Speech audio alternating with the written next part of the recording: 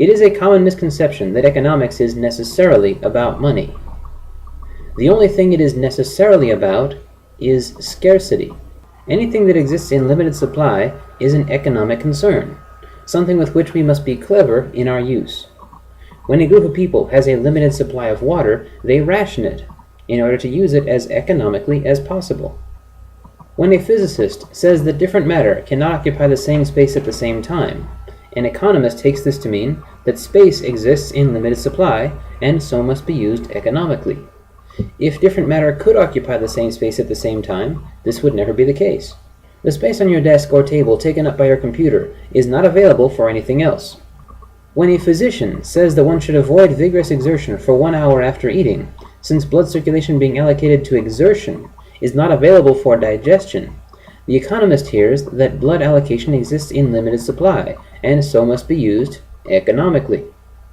If one begins a vigorous workout within that hour, the stomach finds itself full of food it is suddenly unable to digest, and one experiences cramps because one did not use one's blood supply economically. Schedules are drawn up because events that take up time have a way of conflicting. Time is an economic concern. The time one spends watching this video is time one could have spent doing something else. Thank you for that, by the way.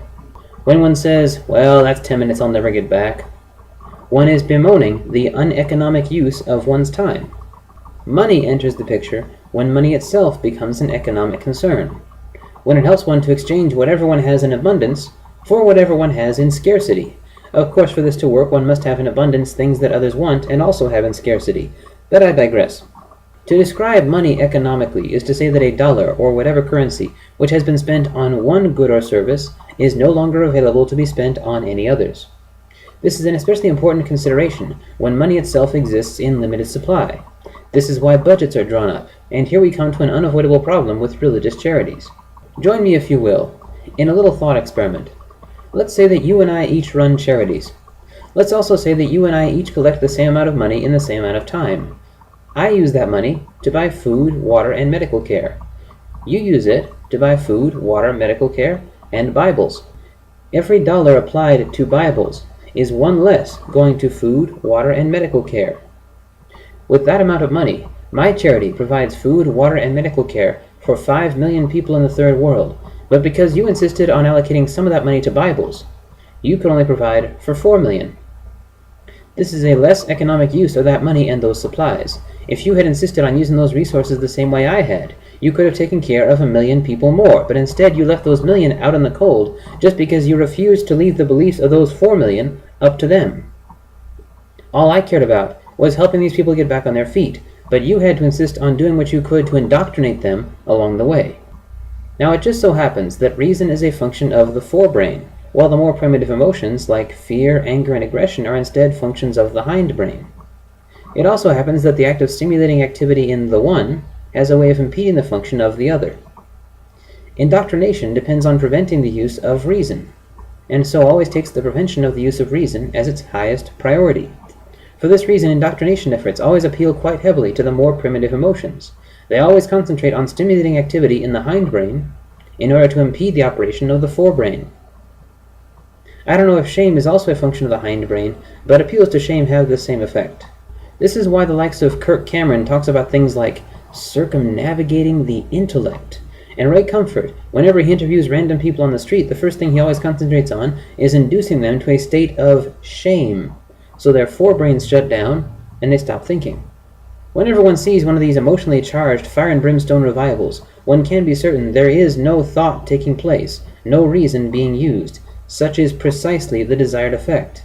Reason is a calm, cool-headed exercise. Many a religious cult regularly deprives its members of protein, because protein is essential to the proper function of the forebrain.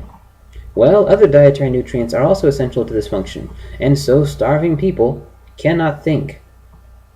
The brain is 80% water, which means that severely chronically dehydrated people cannot think either. This makes them prime candidates for indoctrination. This so-called charity effort is in fact an indoctrination effort in disguise, an effort to peddle one's spiel to people while they are unable to think and find problems with it, an effort to take advantage of their desperation. The people running the organizations which launch these efforts are looking not to help the needy, but to expand their own personal influence. Otherwise, the charity in question would be content to leave the doctrine out of it.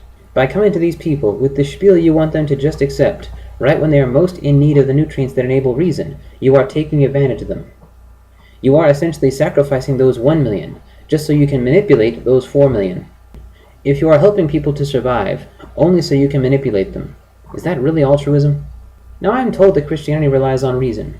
If this is the case, why not concentrate on getting these people back on their feet, helping them to escape from desperate reason-inhibiting circumstances, getting them back to the point where their cognitive faculties are back at full capacity, before you peddle your spiel? Surely, if Christianity does in fact rely on reason, then these people are going to see that once their forebrains are able to function again. Now I am told by many a believer that God wants them to help others.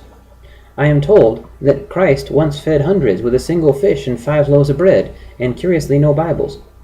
I find this event doubtful, but assuming it is true, it amounts to an incredibly, indeed miraculously economic use of those resources. Surely, God would approve of us finding clever ways to help more people with the same resources. Surely he would rather have us helping 5 million than only 4 million, even if it means that once they're back on their feet, with the full function of their forebrains restored, they might very well adopt beliefs different from yours. Surely he will approve if a way is found to help more people with the same resources. So diseased is my godless brain that I would rather give food, water, and medical care to 5 million than food, water, medical care, and indoctrination to only 4 million. So corrupt am I that I would rather give the starving food than faith.